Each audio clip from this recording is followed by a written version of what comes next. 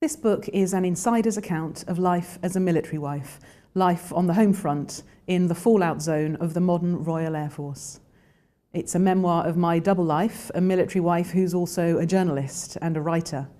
It's a book about navigating irreconcilable conflict, of my own personal struggle and of a world constantly at war. It's a meditation on what it is to be an independent, creative, artistic woman in the 21st century, who's also trying to play the traditional role of wife to a man in an old-fashioned institution, with all the demands of etiquette and regulation that the military still upholds. It's a story about being unable to conform, despite desperately wanting to fit in. The RAF was founded in 1918, towards the end of the First World War.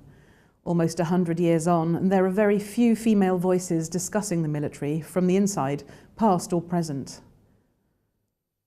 The public perception of RAF wives is that we're either married to a gun-toting maniac, or Biggles, or Prince William, and my book smashes these stereotypes. My husband was a junior officer when we married in September 2001. The nation was at peace as I walked up the aisle, but the world was at war before the honeymoon was over.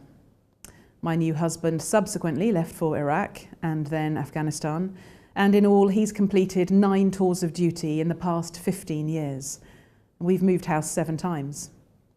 Keeping a marriage alive and keeping a fulfilling career going in these circumstances is really tough, especially with the added pressure of becoming parents.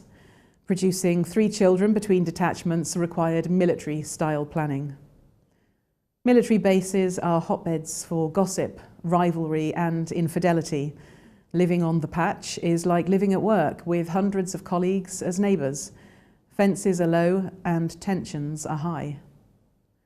Being a military wife is isolating and lonely at times. Of course, there are reunions and homecomings, but there's also culture shock of suddenly sharing your bed, your home and your children, your whole life with someone who's been missing, often with very little contact, for 6 months. Longing for your husband to return safely and then struggling to cope when he does or when he comes back changed is really tough. Military wives provide a barometer by which we can measure women's changing and often unchanging place in society. I've read letters and diaries from the wives and lovers of airmen in both World Wars and the Falklands, and I've found that humanity is constant.